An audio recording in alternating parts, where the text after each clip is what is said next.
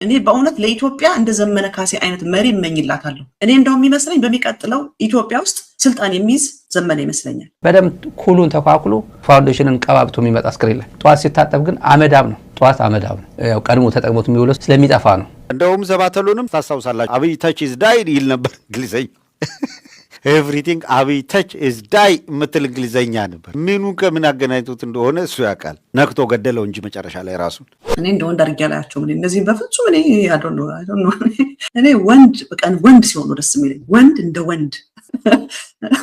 ዳንኤል ክብረት ከሰይጣን ጋር ሰራለሁ አለ።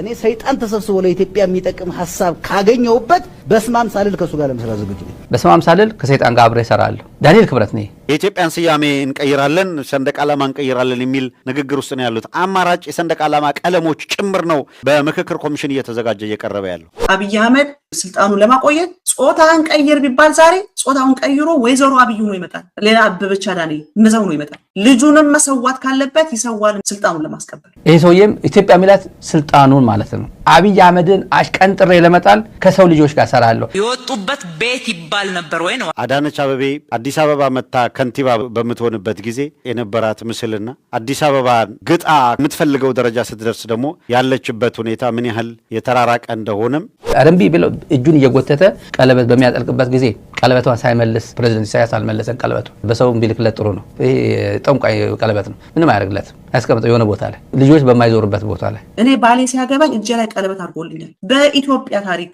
ለወንድ ወንድ ቀለበት ሲያደርግ ያየሁት አብይ አህመድ ብቻ። ኢሳያስ አፈወርቂ እኮ ምናምን ይሏል እኮ እጁን ጎትቶ እየሳቀ ወንድ እጅ ላይ ቀለበት ማድረግን የለመደ ነው ይመስለው። አክሱም ላይ የሃይማኖት ቀውስ ለመፍጠር ሙከራ አደረጉ እና አህመዲን ጀበል በቀን 3 ከአንጀት የረዘመ ጽሁፍ ቢጽፉ ወጥተው በዩቲዩብ ቢጮሁ ምን ቢሉ ጠብ የሚል የለም። በቃ ፋይል ተዘጋ። አብይ እኔ ስልጣኔ መገደብ አለበት ብሎ አሽቀንጥረን ጥላሃለን ይያል ነው እኮ። አሽቀንጥረን ስለምርጫ ምናምን አይደለም። አሽቀንጥረን ጥላሃለን ነው። ራስ አይደለም ትገድበው። የኢትዮጵያ ህዝብ ይገድባል። የኢትዮጵያ ኃይሎች ይገድቡሃል ነው። በነገራችን መልሳ ብቻ ሌላ ሰው ነው የሚመስለው አሉ። ሌላ ሰው ነው የሚመስለው። በቃ ዝም ብሎ ቀጨኔ ነው የሚመስለው። ቅጥነቱ አለ። በቃ ቅጥነቱ ምን ሆኖ ነው እየተባለ ነው። ሰው መታከም ገንዘብ ካለ ሁሉም አለ። እንዲህ አሁን ምንም በቃ ቀጮ ሆነው አሉ። ሽመልስ ዛሬ ምን አለ? ታሪካዊ ጠላቶቻችን ምናምን እያለ ቲፒኤልኤፍን ይላል፣ ፋኖን ይላል፣ ሱዳን ይላል፣ ግብጽ ይላል፣ ኤርትራ ይላል። ማአት ፕሮፓጋንዳ ሲነፋ ነው ያለው። አዲስ አበባ ደግሞ ቱልቱላ ብቻ ነው የሞላ። ፋኖን ጠንክሮ እየወጣ ነው ያለው።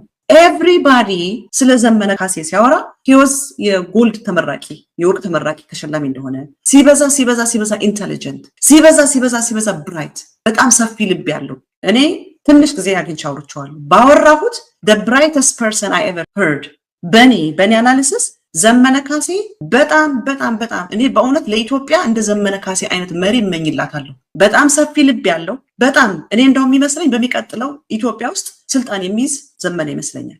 እኔ ይመስለኛል እንደዛ። እኔ ማርያማዊት አለ በእኔ ዘመን የአማራ ህዝብ ከኦሮሞና ከትግራይ ህዝብ ጋር አይዋጋም። አብይ ስለፈለገው ብቻ ህገ መንግስት መሻሻል አለበት የሚል የምክክር ኮሚሽን የተቋቋመውም ይሄን እንዲያሳካ ነው ብሎ ነው በድፍረት የመጣው። ይሄ ብቻ አይደለም። ይሄ አገራዊ ምክክር ኮሚሽን ስራውን አጠናቀቀ ሲባል አጀንዳ ተሰጥቶታል፣ የህዝብ ጥያቄ አለኝ ብሎ እያከማቹና ይዘው እየመጡ ያሉት የኢትዮጵያን ስያሜ የመቀየርና የኢትዮጵያን ሰንደቅ ዓላማ የመቀየር የኢትዮጵያን ህዝብ ዳግም በኦዴድ መዳፍ ውስጥ ለተራዘመ ጊዜ እንድትቆይና የኢትዮጵያ ምልውና እንዲያከትም ታስቦ የተዘጋጀ ምክክር ኮሚሽን የሚባል ውንብድና የሚሰራበት ቡድን ሚዲያ ብቻ መቆጣጠር የሚፈልግና ከፍ ብሎ መታየት የሚፈልግ ይሄ ባዶ ነው። እሱ የሚናገረው ግን ሁሉም ኮምፕሊት እንደሆነ ብቃት ያለው መሆኑን ለማሳየት የሚታትር ነው። ሚዲያ ላይ በደም ኩሉን ተኳኩሎ ምናምን እንትናል ፋውንዴሽንን ቀባብቶ የሚመጣ አስክሬን ላይ ጠዋት ሲታጠብ ግን አመዳም ነው። ብዙ ጊዜ ሴቶች ናቸው ጧትና ማታ ለየብቻ የሚሆኑ የሚባለው። ለየብቻ ማታ ያው ቀን ሙሉ ተኳኩለው መጥተው ጧት ግን ሲመጡ አንዳንዶቹ አመዳም ይሆናሉ። ቀን ተደብቆ ሰው የሚውለው ማለት ነው። ወንዶች ግን እንደዛ ሬር ነው። እንደዛ ጧትም ማታም እኩል ነው ብዙ ወንዶች። ልጁ ግን እንደዛ አይደለም። ጧት አመዳም ነው። ያው ቀድሞ ተጠቅሞት የሚውለው ስለሚጠፋ ነው። እነዚህ የትም አይደርሱም። this is what the leader እንዲህ የሚለው ህዝብን ከህዝብ ጋር አዋዶ ህዝብን ከህዝብ ጋር አስተዳድሮ ህዝብ ከህዝብ ጋር ተጣምሮ እንዲኖር ማድረግ ነው ሊደር። በቃ አንድ መሪ ያንን ነው የሚያደርገው። አንድ መሪ የሚያደርገው ይሄንን ነው። ስለዚህ ፋኖም ጠንክሮ ወጥቷል። በአንድ ኮማንድ ስር በአንድ ሊደር ስር ተቀምጧል። ኦላም ቀላል አይደለም። ለአብይ አህመድ እያደረሰበት ያለው መከራና ጉዳት ይሄ ነው አይባልም። አስቡ፣ የኦሮሞ ዘመን ነው። ኦሮሞ ነገሰ፣ ኦሮሞ ፈለጠነ በሚሉ በየነ አያና ሳይሆን በነነ ምናምን አያንቱ አያና እኔ እንደው እንዳርጋላያቸው ምን እነዚህ በፍጹም እኔ አዶንዶ ለኢትዮጵያዊነት እሞታለሁ ብለው ሲታገሉ የነበሩት ነጋሽ ታዲዮስ ደግሞ እስር ቤት የሚማቀቁበት ወቅት ነው። ለኢትዮጵያ ሲሉ የደሙ ለኢትዮጵያ ሲሉ ሁሉ ነገራቸውን ያጡ አካላት በየእስር ቤቱ እየማቀቁ ነው የሚገኙት። ግማሹ ተስፋው ጨልሞ በአዲስ አበባ ከተማ ውስጥ ረሃብ እየተጋፋ ጠኔ እየተጋፋ ያለበት መምህራንና ሐኪሞች ፌስታል ይዘው ትራፊ ምግብ ፍለጋ በሚዞሩበት ሀገር ውስጥ ወደ ኋላ ተመልሰው ተበዝ መዘው የኢትዮጵያን ስያሜ እንቀይራለን፣ ሰንደቅ ዓላማ እንቀይራለን የሚል ንግግር ውስጥ ነው ያሉት። ዳንኤል ክብረት እኔ ከሰይጣን ጋር ሰራለሁ፣ ለኢትዮጵያ የሚጠቅም ካገኘው ከሰይጣን ጋር ሰራለሁ አለ።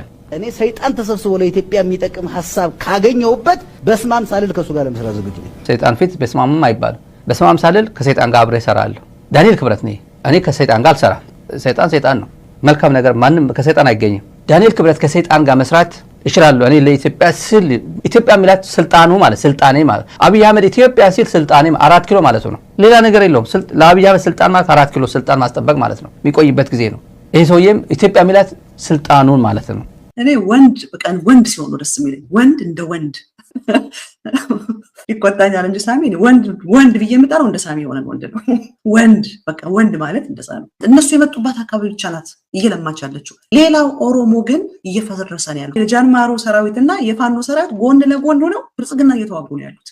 ምን አለ ብርሃኑ እንትና ወጣና ሽመላስ አብዲሳ ኦላ እኮ ፋኖን አይዋጋ ማለት ከፋኖ ጋር እንደሱ የፈለጉት ኦላና ፋኖ እንዲዋጉላቸው ነው። ኦላ ከፋኖ ጋር አለመወጋቱ በጣም አናዶታል። አማራጭ የሰንደቅ ዓላማ ቀለሞች ጭምር ነው በምክክር ኮሚሽን እየተዘጋጀ እየቀረበ ያለው። ነገ ፊት ለፊት ሲመጣ ትጋፈጠዋለህ። አብይ አህመድ ይሄንን ናሬቲቭ ለመቆጣጠር የሚያስችል ንግግር ሲያደርግ አልሰማችሁትም? ቅርብ ጊዜ ተናግሮታል እኮ የአሜሪካን ሰንደቅ ዓላማ እንደ ማሳያ አድርጎ ሲያበቃ የአሜሪካ ሰንደቅ ዓላማ አንድ ኮከብ ብቻ ነበር የነበረው። ዝም ብሎ አይደለም የሚነግርህ፣ እሱ ይለኩሳል። ከዛ ይሄ ፓስተር የሚባል ነቢይ የሚባል ሼክ የሚባል አለ አደራጅቶ የሚያመጣው፣ እሱን ያመጣና ያንጫጫልሃል። አብይ አህመድ ትግራይ ላይ አሁን ቅርብ ጊዜ የሃይማኖት ነውጥ የሃይማኖት ቀውስ ለማስነሳት እኔ ለኢትዮጵያ ስል ከሰው ጋር ሰራለሁ፣ አብይ አህመድን አሽቀንጥሬ ለመጣል ከሰው ልጆች ጋር ሰራለሁ። እኔ ከሰይጣን ጋር ሰራለሁ፣ ከሰዎች ጋር ሰራለሁ ብል ምን ይሉኛል?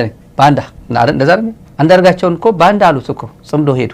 ከኛ ሐሳብ ጋር ከሚመች ጋር የትም ይኖር ሌሴቶ የሚገኝ ቡርኪና ፋሶ የሚገኝ ላይቤሪያ የሚኖር እንሰራለን። ዳንኤል ከሰይጣን ጋር መስራት ከቻለ እኛን መክረዋለን። ከሰይጣን ጋር ባይሰራ ጥሩ ነው መክረዋለን። ከሰው ልጆች ጋር ስራ ነው የምንለው። እኛ ግን ከሰዎች ጋር እንሰራለን። አይ ቲንክ ምንግባባ ይመስለኛል። በዚህ የ4 ኪሎ ጉራ ግን አብይ መማር ያልቻለው 1 ሚሊዮን % ብለው ነገር አለ። አሁን ደግሞ በቅርቡ ደግሞ አንድ የብልጽግና ሰው ቲፒኤልኤፍ ከፋኖ ጋር አይዋጋም፣ ቲፒኤልኤፍ ከኦላ ጋር አይዋጋም፣ ፋኖ ቲፒኤልኤፍን አይዋጋም፣ ፋኖ ኦላን አይዋጋም። ፋኖ ከቲፒኤልኤፍ እና ከኦላ ጋር አለመዋጋታቸው አናድዷቸዋል። በቴዲ አፍሮ ሙዚቃ ብቻ እንኳን ምን ያህል ብልጽግና እንደደነገጠ አይታችሁታል። ምን ያህል እርብትብቱ እንደወጣ የመላው ኢትዮጵያን ድምፅ በቴዲ አፍሮ ሙዚቃ ውስጥ ሰሙት። ህዝቡ ደግሞ ምን ያህል አይቷችሁታል። 100 ምናምን ሚሊዮን ህዝብ ኦልሞስት የኢትዮጵያን ፖፕሌሽን የሚያክል ህዝብ ዩቱብ ላይ አይቶታል። እንግዲህ ያስቡት። ስለዚህ አይተውታል ህዝቡ ከነሱ እንደተነጠለ የህዝብ ድጋፍ እንደሌላቸው እና አህመዲን ጀበል እነ ኤልያስ ጀበል እነ ሙጂብ አሚኖን ወዘተረፈ ይሄ ያው የዋሃብያ አነቃናቂውን ቡድን ተጠቅሞ አክሱም ላይ የሃይማኖት ቀውስ ለመፍጠር ሙከራ አደረጉ። ሁሉም አካል እንዲረባረብበት ተደረገ።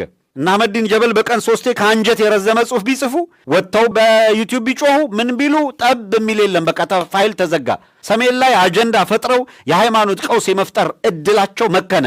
መተባበርና መደማመጥ ስለተፈጠረ ማለት ነው። ይሄ ኃይል መሸነፍ አለበት። ይሄ ኃይል አዲስ አበባ ላይ ተቀምጦ የምስራቅ አፍሪካ ቀጠና ሰላም ሊያገኝ አይችልም ስንል በምክንያት ነበረ ይሄንን የምናነሳው። ለአብይ አህመድ ስልጣን ማለት ክላሽ የታጠቀ ድሮን ያለው መከላከያ ምናምን እነዚህ ነው። ያ ጊዜ አመለጠው።